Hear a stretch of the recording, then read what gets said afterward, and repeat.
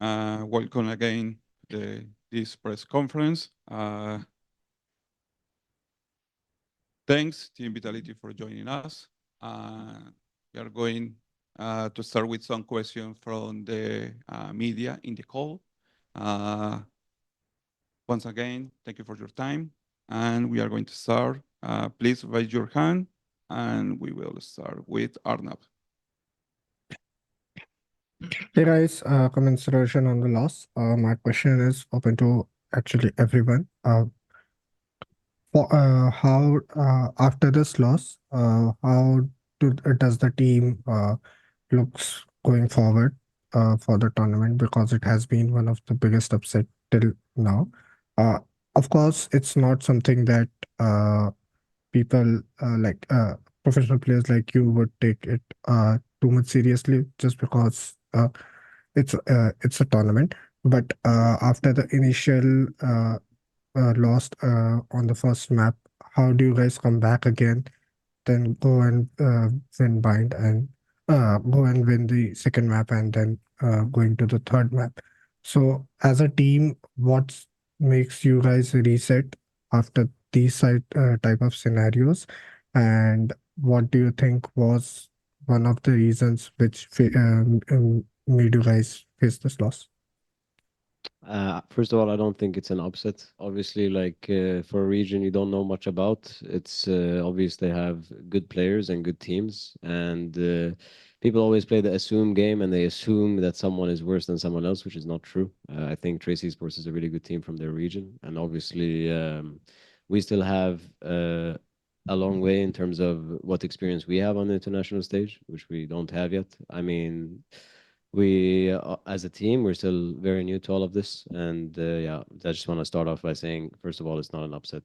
I just think that they're a pretty good team, and second of all, how to reset between maps. I mean, it's a thing we've been working on for a long time, and it's an approach we've had for a long time, which is we don't really mind losing the first map. We've lost the first map a lot of times before, and between sides, we try to keep the energy up and just going round by round. We don't really think much in depth of what's happening. We try to think of what's happening in the now. Obviously, today for us, it didn't work out, but that doesn't mean it won't work out in the future. Thank you. And just to be clarified that it wasn't my perspective, it's just online people are saying that it is the upset of the tournament. Yeah, Yeah, they're online people. thank you. And best of luck for the next game. Thank you so much for your question. Next question is from Pedro Romero. Hey guys, likewise, commiserations on the loss to Trace. Got a question for Gorilla.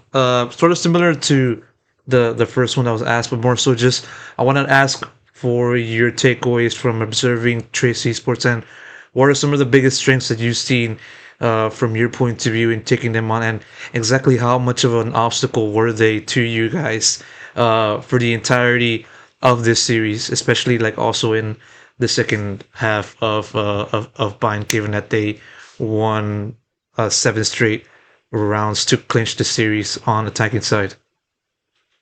So what do I think of Trace? Yeah.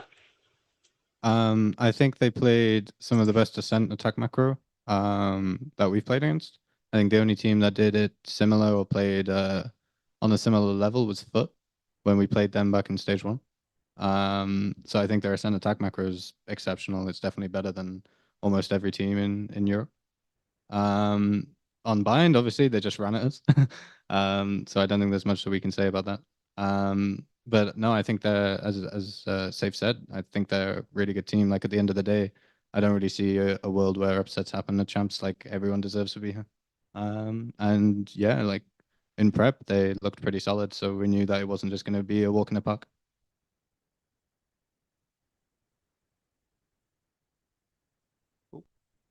Pedro, are you okay? Yeah, it seems. Okay.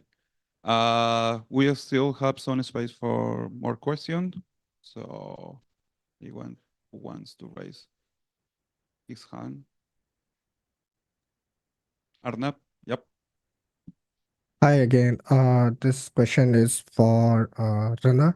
Uh, I would like to I would like to know that a lot of teams have been like I did ask this question to Munchkin as well, but I would like to know that a lot of teams has been going away with Viper, and we saw again Viper today.